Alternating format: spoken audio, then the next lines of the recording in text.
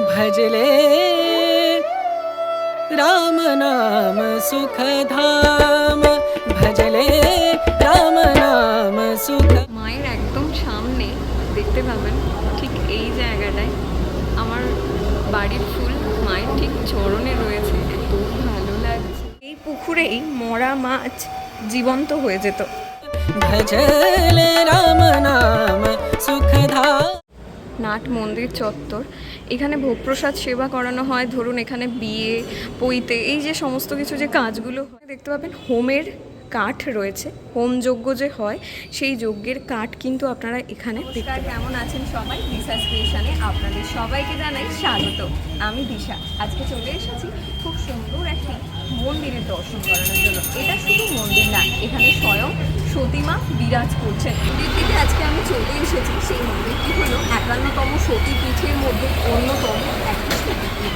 এখানে সতী মায়ের বাম পায়ের গোড়ালি পড়েছিল, তাই এই জায়গাটি প্রচুর নাম। প্রচুর দূর দূর থেকে ভক্তরা আসেন মাকে দর্শন করার জন্য, একবার মাকে চোখের সামনে দেখার জন্য, মনস্কামনা জানানোর জন্য। মা তার সন্তানদের খালি হাতে ফেরান না, তাই বহু দূর দূর থেকে ভক্তরা আসেন মায়ের দর্শনের জন্য। তাই আমিও চলে এসেছি আজকে আপনাদের সামনে মায়ের পুরো ইতিহাস তুলে ধরার জন্য এবং মায়ের সুন্দর দর্শন আপনাদের সামনে দেখানোর জন্য। তাহলে চলুন, দেখা হচ্ছে মন্দিরে। সবার প্রথমে বলি বর্গভীমা মায়ের মন্দিরে আসবেন কিভাবে।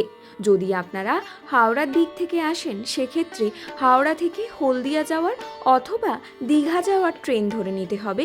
নেমে যেতে হবে শহীদ মাতঙ্গিনী স্টেশনে। অথবা যদি আপনারা মেদিনীপুরের দিক থেকে আসেন সেক্ষেত্রে আপনাদের পাঁশকুড়া স্টেশনে আসতে হবে।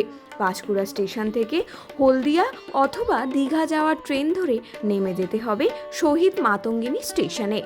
অথবা আপনারা বাসেও আসতে পারবেন। তমলুক আসার যে কোনো বাস ধরে নেমে যাবেন মানিকতলা মোড়ে। এই হলো মানিকতলা মোড়।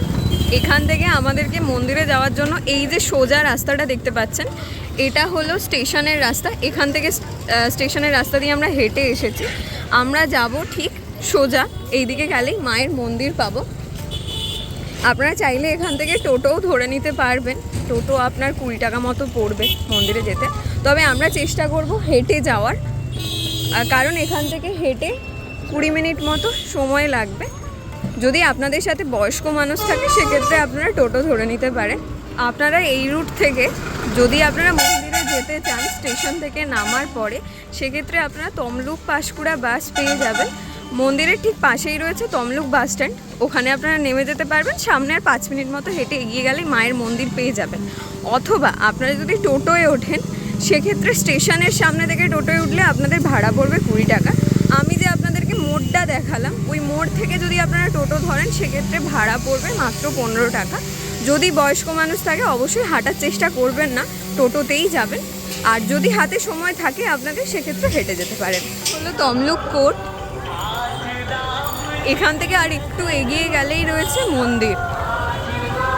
এই হলো তমলুক বাস স্ট্যান্ড। এখানে দেখতে পাবেন বাস দাঁড়িয়ে রয়েছে। এই বাস স্ট্যান্ডে আপনারা নেমে যাবেন।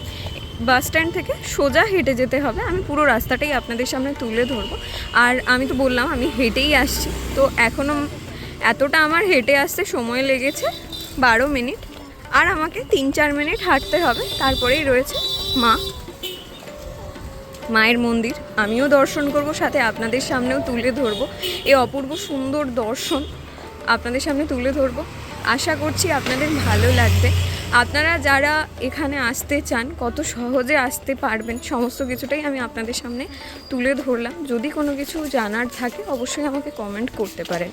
বর্গভীমা মায়ের মন্দির, তো মন্দিরের ঠিক সামনেই চলে এসেছি। এখানে রয়েছে প্রচুর দোকান যেখান থেকে মাকে পুজো দেওয়ার জন্য ডালি কিনে নিতে পারবেন। এই হলো মায়ের মন্দির।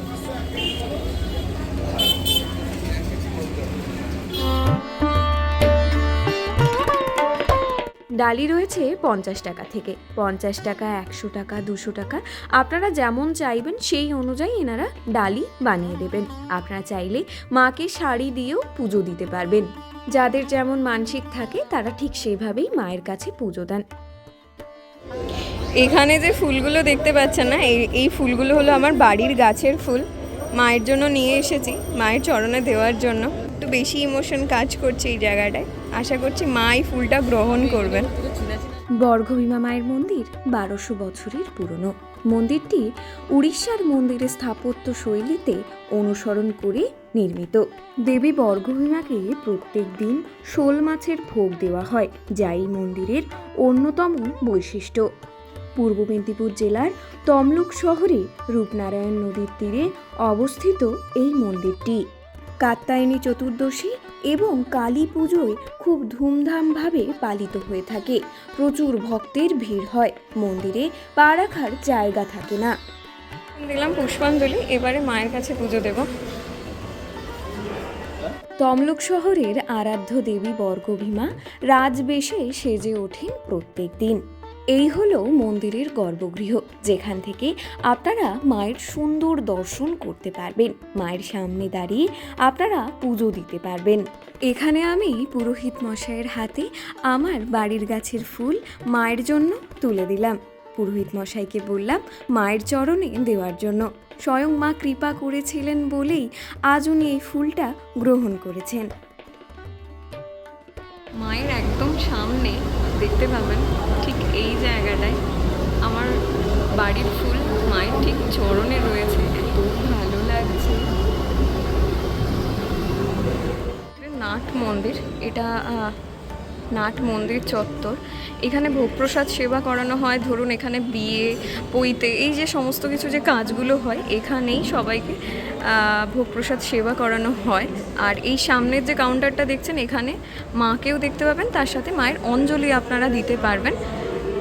আর এখানে রয়েছে আপনার দক্ষিণা দেওয়ার কাউন্টার, আর সামনেই রয়েছে দোকান, যেখান থেকে আপনারা মায়ের জন্য কিছু কিনে নিয়ে যেতে পারবেন বাড়িতে, বাড়ির মানুষদের জন্য।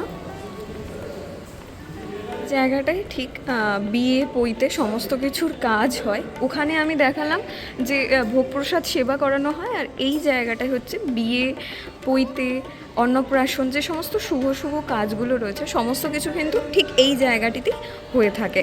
সামনেই রয়েছেন মায়ের মন্দির এবং তার সামনেই রয়েছে মায়ের গাছ। এই কাঠগোলাপের গাছটি বহু পুরনো। এখানে ভক্তরা এসে মানসিক করে যান, মনস্কামনা জানিয়ে যান। যেহেতু আজকে রামনবমী তাই একটু ভিড় মন্দিরে, তবে খুব সুন্দরভাবে আপনারা এখানে পুজো দিতে পারবেন। মন্দির সংরক্ষণের যেহেতু কাজ চলছে তাই আমি সামনে থেকে মায়ের মন্দিরটা দেখাতে পারলাম না। আমি চেষ্টা করেছি পুরোটাই সাইড থেকে মায়ের মন্দিরটা দেখানোর জন্য। এখানে দেখতে পাবেন আমরা মন্দিরে ঢুকলে ওখান থেকে মেন গেট, প্রবেশদ্বার দিয়ে প্রবেশ করার পরে এই দিকে রয়েছিল মায়ের মন্দির, মায়ের এই দিকে রয়েছে মন্দির। আমরা এখানে দাঁড়াতাম, ভক্তরা এখানে দাঁড়িয়ে মাকে পুজো দিতেন। তো পুষ্পাঞ্জলির ঠিক এই জায়গাটাতেই হতো। যেহেতু সংরক্ষণের কাজ হচ্ছে এই জায়গায়, তাই অন্য দিকে, মানে আমি তো আপনাদেরকে দেখালামই কোন জায়গাটায় গিয়ে পুষ্পাঞ্জলি দিতে হয়। এখন যেখানে পুষ্পাঞ্জলি দেওয়া হচ্ছে। আর আমি জানি না এই ফুল গাছটা কী গাছ, তবে এই ফুল আমি যখন পুরোহিত মশাইকে দিয়েছিলাম আমাকে কিন্তু প্রসাদের ডালিতে এই ফুলটি ফেরত দেওয়া হয়েছিল। যেহেতু মাকে দেওয়া হয়েছিল তো সেই ফুল আমাকে ফেরত দেওয়া হয়েছিল। এই ফুলের নাম কিন্তু আমি ঠিক জানি না। মন্দিরটি খোলা থাকে সকাল 7টা থেকে দুপুর 2টো পর্যন্ত এবং বিকেল 3টে থেকে রাত্রি 8:30 পর্যন্ত। এখানে প্রচুর মানুষ আসেন, অন্যান্য দিন আরও ভিড় হয়। যেহেতু আমি চলে এসেছি খুব সকালে তাই মন্দিরের ভিড়টা একটু কম।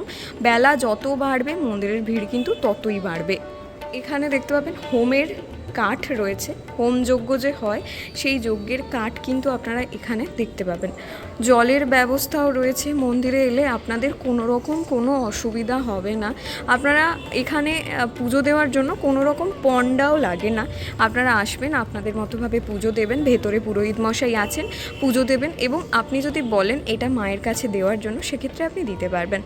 আর যদি মানসিকই কোনো জিনিস থাকে, আপনারা মাকে মানসিক করেছেন কিছু সোনা, রূপ বা যেমনই হোক, শাড়ি, যাই দেওয়ার থাকে আপনারা ওখানে বলবেন, ওখান থেকে কিন্তু মাকে দিয়ে দেওয়া হবে এবং তার জন্য আলাদা করে কাউন্টার রয়েছে, সেখানে কথা বলে দিতে হবে মাকে।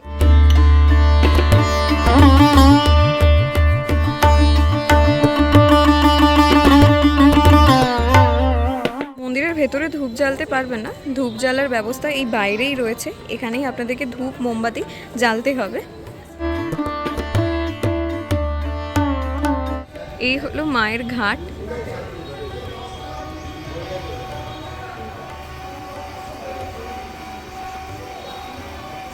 এই পুকুরেই মরা মাছ জীবন্ত হয়ে যেত। সংরক্ষণের অভাবে এখন পুকুরের অবস্থাটা ঠিক এই রয়েছে। আগে মন্দিরে বলি হতো, তবে এখন বলির প্রথা বন্ধ রয়েছে। তাই এখানে সবাই মায়ের উদ্দেশ্যে সিঁদুর দিয়ে যান।